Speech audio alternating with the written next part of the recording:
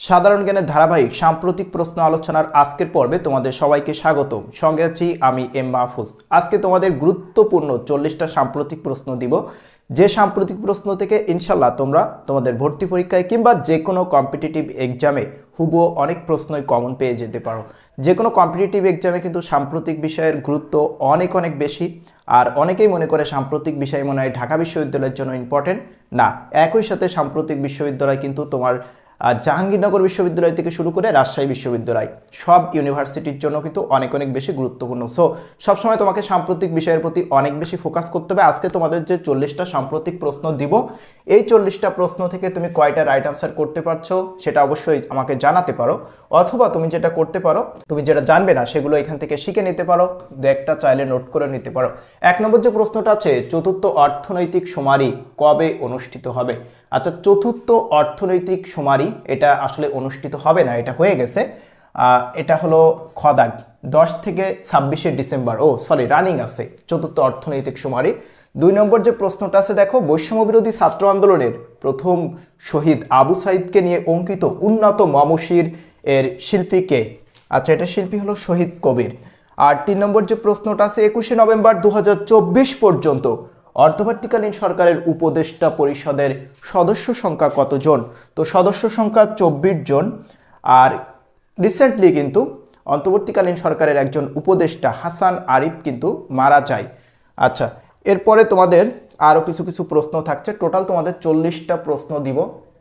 তো এভাবে ধারাবাহিকভাবে যদি তোমরা ক্লাসগুলো পেতে চাও তাহলে অবশ্যই কমেন্ট করে জানাবে, আর ক্লাসগুলো সম্পর্কে তোমার ওপিনিয়নটা জানাবে। 4 নম্বর যে প্রশ্নটা আছে, আন্তর্জাতিক ভূমি মাইন নিষিদ্ধকরণ ICBL প্রকাশিত গবেষণা অনুযায়ী কোন দেশ ভূমি মাইন ব্যবহারের শীর্ষে রয়েছে, বা কোন দেশ সর্বাধিক ভূমি মাইন ব্যবহার করে? তো মিয়ানমার, আমাদের পাশের দেশ, আর সব থেকে বেশি ভূমি মাইন ব্যবহার করে। 5 নম্বর যে প্রশ্নটা আছে, বাংলাদেশে শেখ হাসিনা পতনের পর কলকাতা কত শতাংশ বাজার হারিয়েছে?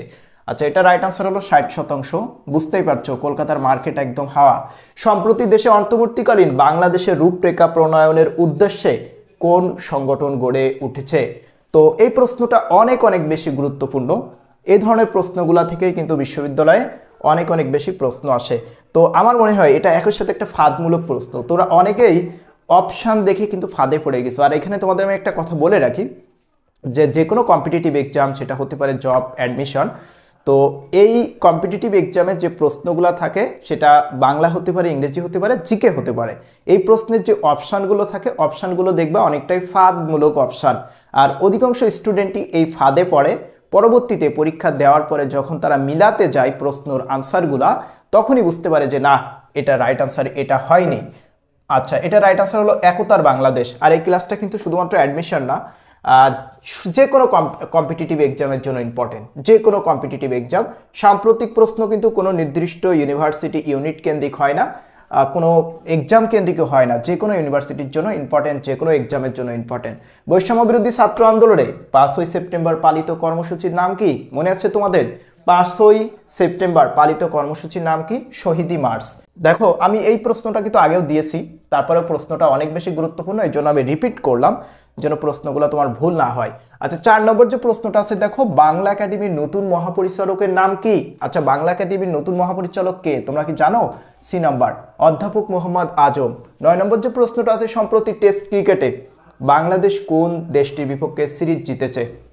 আচ্ছা, পাকিস্তানের বিপক্ষে অপশান যেগুলো দেওয়া আছে, এই অপশানের মধ্যে কিন্তু পাকিস্তানের বিপক্ষে বাংলাদেশ সিরিজ জয়লাভ করেছে সম্প্রতি। সবসময় অপশানের দিকে একটু খেয়াল করবা।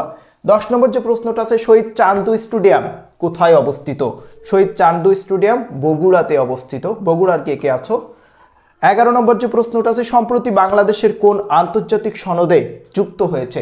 সম্প্রতি বাংলাদেশ আন্তর্জাতিক গুম বিরোধী সনদে যুক্ত হয়েছে। টোটাল 11টা প্রশ্ন তোমাদেরকে দেখালাম আমি। টোটাল তোমাদের আজকে 40টা প্রশ্ন দিব। 40টা প্রশ্নই গুরুত্বপূর্ণ, এবং আমি যে প্রশ্নগুলো তোমাদের সাথে আলোচনা করি, এই প্রশ্নগুলো কিন্তু আমার শত শত প্রশ্ন অ্যানালাইজ করে, সাম্প্রতিক প্রশ্ন অ্যানালাইজ করে, সেই অ্যানালাইজেশনের উপর ভিত্তি করে যেগুলো তোমাদের জন্য ইম্পর্টেন্ট, ওই প্রশ্নগুলাই কিন্তু তোমাদের সাথে আলোচনা করার চেষ্টা করি। সো এটা কিন্তু একটা সাজেশনমূলক প্রশ্ন এগুলা। 12 নম্বর যে প্রশ্নটা আছে, বৈষম্য বিরোধী ছাত্র আন্দোলনের লিয়াজু কমিটির সমন্বয়ক কে?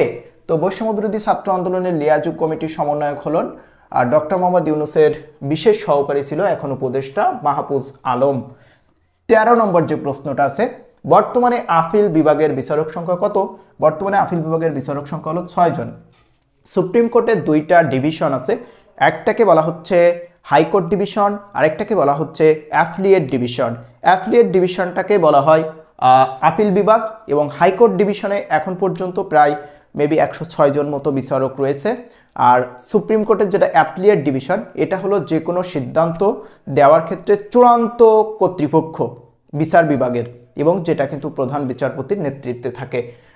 আচ্ছা, 14 নম্বর যে প্রশ্নটা আছে, সম্প্রতি বাংলাদেশে আত্মপ্রকাশকৃত নতুন রাজনৈতিক দলের নাম কি?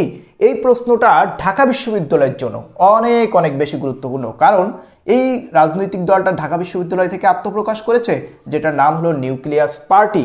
আচ্ছা, 15 নম্বর যে প্রশ্ন, 2024 সালের ফিফা ফুটসাল বিশ্বকাপের আয়োজক দেশ কোনটি? আচ্ছা, এটা কিন্তু ফুটবল না, ফুটসাল, এটার আয়োজক দেশ হলো উজবেকিস্তান। তো তোমাদের দেখো যে প্রশ্নগুলো দিচ্ছি সবগুলো প্রশ্ন কিন্তু অনেক অনেক বেশি গুরুত্বপূর্ণ। প্রশ্নগুলো তোমরা স্ক্রিনশট দিয়েও রাখতে পারো, অথবা তোমরা মুখস্থ করে নিতে পারো। জাতিসংঘের গভর্নমেন্ট ডেভেলপমেন্ট ইন্ডেক্সে বাংলাদেশের অবস্থান কত? তো বাংলাদেশের অবস্থান হলো 100তম। তো দেখো, তোমরা যারা বিশ্ববিদ্যালয় কেন্দ্রিক এই মুহূর্তে প্রস্তুতি নিচ্ছ, আমাদের কিন্তু বিভিন্ন বিশ্ববিদ্যালয়, যেমন জাহাঙ্গীরনগর বিশ্ববিদ্যালয়, ঢাকা বিশ্ববিদ্যালয়, রাজশাহী বিশ্ববিদ্যালয়, সকল বিশ্ববিদ্যালয় সম্মিলিত অনেকগুলো কোর্স আছে, মডেল টেস্ট আছে। তোমরা চাইলে কিন্তু আমাদের যে কোনো কোর্সের সাথে থাকতে পারো। বিস্তারিত কিন্তু ডেসক্রিপশন বক্সে দেওয়া আছে, আর স্ক্রিনে যে নাম্বারটা দেখতে পাচ্ছ এই নাম্বারে কিন্তু তোমাদেরকে যোগাযোগ করতে হবে। দেখো, তোমরা ঢাকা বিশ্ববিদ্যালয়কে টার্গেট করে তোমরা যারা এই মুহূর্তে ভর্তি প্রস্তুতি নিচ্ছ, তাদের জন্য কিন্তু আমরা 30 সেটের এক্সক্লুসিভ মডেল টেস্ট কিন্তু নিচ্ছি, এবং যে মডেল টেস্টে তোমরা 30 সেটের উপর তো এমসিকিউ এক্সাম দিতে পারবে, সাথে সাথে তোমরা কি পাবে, 500-র উপরে সাম্প্রতিক প্রশ্ন পাবে। যে ধরনের সাম্প্রতিক প্রশ্ন তোমাদের সাথে আলোচনা করছি, এই সাম্প্রতিক প্রশ্নের লেকচার শিটগুলো কিন্তু আমরা আমাদের যে মডেল টেস্ট এক্সাম ব্যাচ আছে, এই এক্সাম ব্যাচের স্টুডেন্টদের প্রোভাইড করে দিচ্ছি। এবং তোমরা তো জানো ঢাকা বিশ্ববিদ্যালয়ে সাধারণ জ্ঞানে কিন্তু 8 থেকে 10টা সাম্প্রতিক বিষয় থেকে প্রশ্ন হয়। এখন তুমি যদি আমাদের এই 500 সাম্প্রতিক প্রশ্ন প্র্যাকটিস করতে পারো, তাহলে আমি তোমাকে অনেকটাই নিশ্চয়তা দিয়ে বলতে পারি, ইনশাল্লাহ তুমি যদি 8 থেকে 10টা প্রশ্ন আসে, এইখান থেকে কমন পেয়ে যাবে। কারণ এই প্রশ্নগুলো হলো সাজেশনমূলক প্রশ্ন। এই প্রশ্নগুলা তোমার অনেক কিন্তু প্রশ্ন সাম্প্রতিক প্রশ্ন আছে, কিন্তু এই প্রশ্নগুলাই তোমাকে সাজেশন করে দিচ্ছি, এবং এগুলা থেকে ইনশাআল্লাহ তুমি কমন পেয়ে যাচ্ছ। রিটেন সাপোর্ট কিন্তু পাচ্ছ। আর আমাদের রিটেন সাপোর্ট কেমন হবে, তার জন্য আমাদের রিটেন প্লেলিস্টে চলে যাও। প্লেলিস্টের ক্লাসগুলো দেখলেই বুঝতে পারবা যে আমরা রিটেন সাপোর্ট তোমাদেরকে কিভাবে দিব। আর যারা ভর্তি হতে চাচ্ছ তাদের জন্য এই মুহূর্তে 500 টাকা কোর্স ফি, 500 টাকায় তোমরা চাইলে ভর্তি হতে পারবে। 500 টাকায় এই মুহূর্তে তোমরা 500 টাকায় ভর্তি হতে পারবে, পরে কিন্তু কোর্স বাড়তেও পারে। আর ভর্তির জন্য যে যোগাযোগ নাম্বারটা দেওয়া আছে, এবং এই কোর্সটা কিন্তু এখানে 20 তারিখ, কিন্তু আমরা 25 তারিখ থেকে শুরু করতে যাচ্ছি, ঠিক আছে, 25শে ডিসেম্বর থেকে। এখন তুমি যদি ঢাকা বিশ্ববিদ্যালয়ের পরীক্ষার আগের দিনও ভিডিওটা দেখো, তুমি চাইলে আগের দিনও ভর্তি হতে পারবে, কোনো সমস্যা নাই, কারণ সব কিছুই রেকর্ড থাকবে। তুমি একদিনে সব মডেল টেস্ট তখন দিতে পারবে। সো তোমার জন্য কিন্তু এটা অনেক সাপোর্টিভ বিষয় হতে পারে। আমাদের সাথেই থাকো, ইন্টেনসিভ কেয়ারে থাকো, ইনশাল্লাহ তুমি বেস্ট করতে পারবে, এতটুকু অ্যাসিওরিটি তোমাকে দিতে পারি। তো আমরা যে আলোচনা করছিলাম সেই আলোচনায় আবারও ফিরে এসেছি। দেখো, 17 নম্বর যে প্রশ্নটা আছে, আওয়ামী লীগ সরকারে রেখে যাও বিদেশি ঋণের পরিমাণ কত? তো আওয়ামী লীগ সরকার আমাদের কাছে $103 বিলিয়ন ঋণ রেখে গেছে। বিলিয়ন ডলার কিন্তু, বুঝতে হবে, বিলিয়ন ডলার। 18 নম্বর যে প্রশ্নটা আছে, বৈষম্য বিরোধী ছাত্র আন্দোলনে ক্ষতিগ্রস্ত মেট্রো রেলের কাজীপাড়া স্টেশন মেরামতের খরচের পরিমাণ কত? এটার 1 নম্বর হলো রাইট আনসার, 20.5 লাখ টাকা। 19 নম্বর যে প্রশ্নটা আছে, আন্তর্জাতিক গুম প্রতিরোধ দিবস কবে পালিত হয়? 30শে আগস্ট আন্তর্জাতিক গুম প্রতিরোধ দিবস পালিত হয়।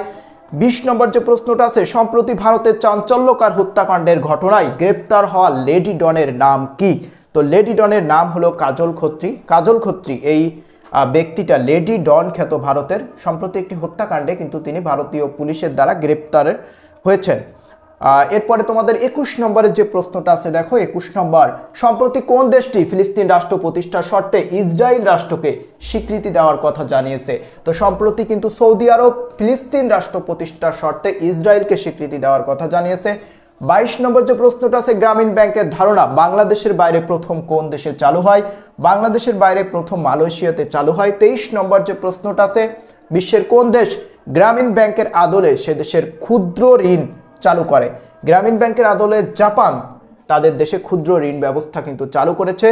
24 নম্বর যে প্রশ্নটা আছে, শান্তির জন্য নোবেল বিজয়ী ডক্টর মোহাম্মদ ইউনূস কোন গ্রাম থেকে তার ক্ষুদ্র ঋণ কার্যক্রম শুরু করেন?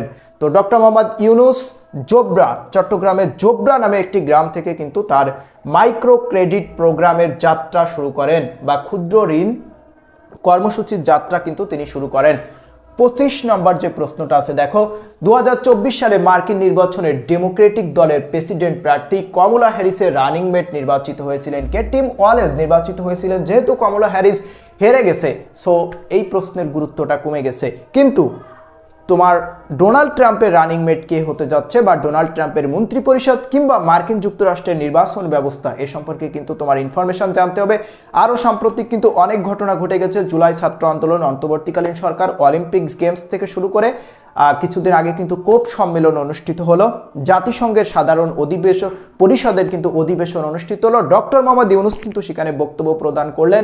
সব কিছু কিন্তু তোমাকে জানতে হবে। এই ঘটনাগুলি থেকে প্রশ্ন চলে আসবে। কিছুদিন আগে কিন্তু নোবেল শান্তি পুরস্কার কিন্তু ঘোষণা করলো, এবং বিশেষত সাহিত্য এবং শান্তির ক্ষেত্রে কে পুরস্কার পাচ্ছে, এই ইনফরমেশনগুলো কিন্তু তোমার জানা লাগবে। 26 নম্বর যে প্রশ্নটা আছে দেখো, 19 August 2024 voice of the global south শীর্ষ সম্মেলন ভার্চুয়ালি কোন দেশে অনুষ্ঠিত হয়? তো ভার্চুয়ালি ভারতে অনুষ্ঠিত হয়েছে। 27 নম্বর যে প্রশ্নটা আছে, 25 আগস্ট 2024 কোন দেশ আইসিএসআইডি ত্যাগ করে? হন্ডুরাস আইসিএসআইডি ত্যাগ করে। তো রিসেন্টলি বিউপিতে ভর্তি পরীক্ষা অনুষ্ঠিত হলো, এবং এই বিউপিতে আমি যে টপিকস থেকে বা যে বিষয় থেকে সব থেকে বেশি প্রশ্ন আসতে দেখছি, সেই বিষয়টা হলো আন্তর্জাতিক যে অর্গানাইজেশনগুলো আছে, এই অর্গানাইজেশন থেকে কিন্তু বিউপিতে 5 থেকে 6টা প্রশ্ন আসছে। যেমন একটা প্রশ্ন ছিল তোমার, ওআইসিতে বাংলাদেশ কবে সদস্যপদ লাভ করে? ওপেকের সদর দপ্তর কোথায়? তারপর জলবায়ু বিষয়ক কিন্তু কয়েকটা বিষয় থেকে প্রশ্ন ছিল। তারপরে যে ইরান এবং 6টি জাতির সাথে যে পারমাণবিক চুক্তি ছিল, এই চুক্তি থেকে কিন্তু প্রশ্ন আসে। বিশ্ববিদ্যালয়গুলোতে কিন্তু এই সকল বিষয়গুলো থেকে প্রশ্ন আসে। আরও অনেকগুলো বিষয় থেকে কিন্তু প্রশ্ন আসছে। বিশ্ব ব্যাংক, জাতিসংঘ, এই বিষয় সম্পর্কে তোমাদের ইনফরমেশন জানতে হবে। কিন্তু সবসময় এই বিষয় সম্পর্কে তোমরা ইনফরমেশন জানবে। সম্প্রতি বন্যায় বাংলাদেশের সর্বমোট ক্ষতির পরিমাণ হয়েছে 14,000 কোটি টাকা।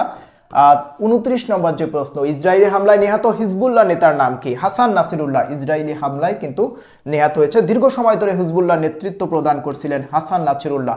30 নম্বর যে প্রশ্নটা আছে, ডক্টর মোহাম্মদ ইউনূসের ঘোষিত 3 শূন্যের ধারণার অন্তর্ভুক্ত 3টি বিষয় কি কি? তো এই অন্তর্ভুক্ত 3টি বিষয় হলো দারিদ্র্য, বেকারত্ব এবং কার্বন নিঃসরণ। 31 নম্বর যে প্রশ্নটা আছে, সংস্কারের জন্য বাংলাদেশকে কি পরিমাণ ঋণ দেবে বিশ্ব ব্যাংক? খুবই গুরুত্বপূর্ণ একটা প্রশ্ন। 350 কোটি ডলার। 350 কোটি ডলার, কিন্তু এটা বাংলা টাকায় কত বেশি তুমি কি গেস করতে পারছো? বাংলা টাকায় কিন্তু এটা অনেক বেশি। আচ্ছা, 32 নম্বর যে প্রশ্নটা আছে, অন্তর্বর্তীকালীন সরকারে কতজন নারী উপদেষ্টা রয়েছে? অন্তর্বর্তীকালীন সরকারে এখনো পর্যন্ত কিন্তু 4 জন নারী উপদেষ্টা রয়েছে। এছাড়াও তোমাদের কিন্তু টোটাল আমি 40টা প্রশ্ন দিব, এখনো পর্যন্ত 32টা প্রশ্ন কিন্তু আলোচনা করেছি। 33 নম্বর যে প্রশ্নটা আছে, এই প্রশ্নটা একটু দেখো, 2024 সালে ফিফা ফুটসাল বিশ্বকাপের আয়োজক দেশ কোনটি? তো এটা রাইট অ্যান্সার হলো উজবেকিস্তান। 34 নম্বর যে প্রশ্নটা আছে, সম্প্রতি বাংলাদেশের কোন ক্রিকেটার টেস্ট এবং টি20 থেকে অবসর ঘোষণা করেছে? তো এটা রাইট অ্যান্সার হলো সাকিব আল হাসান। 35 নম্বর যে প্রশ্নটা আছে দেখো, ডক্টর মোহাম্মদ ইউনূস জো বাইডেনকে যে আর্ট বুকটি উপহার দিয়েছে তার নাম কি? তার নাম হলো দ্য আর্ট অফ ট্রাম্প। 36 নম্বর যে প্রশ্নটা আছে, জাতিসংঘের ই গভর্নমেন্ট ডেভেলপমেন্ট ইন্ডেক্সে বাংলাদেশের অবস্থান কত? বাংলাদেশের অবস্থান হলো 100তম। ই গভর্নমেন্ট মানে কি? ইলেকট্রনিক্স গভর্নমেন্ট বা গভর্নেন্সের ক্ষেত্রে প্রযুক্তির ব্যবহার। আচ্ছা, 37 নম্বর যে প্রশ্নটা আছে, এই প্রশ্নটা দেখো, আধুনিক ইতিহাসে সবচেয়ে বড় নৌ মহড়ার নাম কি? তো আধুনিক ইতিহাসে সবথেকে বড় নৌ মহড়ার নাম হলো ওয়াসান 2024। এটা রাশিয়া কিন্তু সম্প্রতি এই সামরিক মহড়াটা দিয়েছে, এবং এটা আধুনিক ইতিহাসের সবথেকে বড় নৌ মহড়া। 38 নম্বর যে প্রশ্নটা আছে, বিশ্ব ব্যাংক অন্তর্বর্তীকালীন সরকার সংস্কারের উদ্যোগে সহায়তা করতে বাংলাদেশকে কত টাকা ঋণ সহায়তা করবে? বাংলাদেশকে $3.5 বিলিয়ন, যেটা 350 কোটি মার্কিন ডলার। আচ্ছা, এরপরে 39 নম্বর যে প্রশ্নটা আছে, নিচের কোন ব্যক্তি 2024 সালে অর্থনীতিতে নোবেল পুরস্কার পেয়েছেন? তো নিচের কোন ব্যক্তি অর্থনীতিতে নোবেল পুরস্কার পেয়েছে? সাইমন জনসন অর্থনীতিতে নোবেল পুরস্কার পেয়েছে। সর্বশেষ যে প্রশ্নটা তোমাদের আছে সেটা হলো আন্তর্জাতিক অপরাধ ট্রাইব্যুনালের নতুন চেয়ারম্যান হিসেবে নিয়োগপ্রাপ্ত হয়েছেন কে? তো বিচারপতি গোলাম মর্তুজা মজুমদার, তিনি কিন্তু আন্তর্জাতিক ট্রাইব্যুনালের নতুন বিচারপতি বা বিচারক হিসেবে নিয়োগপ্রাপ্ত হয়েছে। আর বিচারক এবং বিচারপতির মধ্যে কিন্তু দুইটা পার্থক্য আছে। একটা হলো বিচারপতি সাধারণত জেলা এবং ডিস্ট্রিক্ট এবং সেশন জাজ, যেটা অর্থাৎ জেলা ও দায়রা আদালতের যারা বিচারক থাকে তাদেরকে বলা হয় বিচারক, আর সুপ্রিম কোর্টে যারা বিচারক থাকে তাদেরকে বলা হয় বিচারপতি। যদিও সাংবিধানিক কোনো বাধ্যবাধকতা নেই বা আইনগতভাবে এই দুই ক্লাসিফিকেশনের যে আদালত, এখানে যে বিচারপতি এবং বিচারক আলাদা আলাদা নাম, এ বিষয়ে কিন্তু আইনগতভাবে কোনো বাধ্যবাধকতা নাই, কিন্তু এটা প্রচলিত। যাই হোক, আজকে তোমাদের আমি টোটাল 40টা প্রশ্ন আলোচনা করলাম। ধারাবাহিকভাবে তোমরা আমাদের কাছ থেকে ক্লাস চাও কিনা সেটা প্রত্যেকেই কমেন্ট করে জানাবে, তোমার ফিডব্যাকটা জানাবে, ক্লাস সম্পর্কে তোমার ওপিনিয়ন জানাবে। আমাদের ইন্টেনসিভ কেয়ারে যদি তুমি থাকতে চাও অবশ্যই ডেসক্রিপশন বক্সটা চেক করো। ইনশাল্লাহ তোমাদের ঢাকা বিশ্ববিদ্যালয় সহ যে বিশ্ববিদ্যালয়ে তোমার স্বপ্ন হোক না কেন, সেই বিশ্ববিদ্যালয়ের প্রিপারেশনের জন্য বেস্ট সাপোর্ট অ্যাডমিশন মেন্টরস তোমাকে প্রোভাইড করবে। সো আমাদের সঙ্গেই থাকো আর অ্যাডমিশনের জন্য বেস্ট প্রিপারেশন নাও।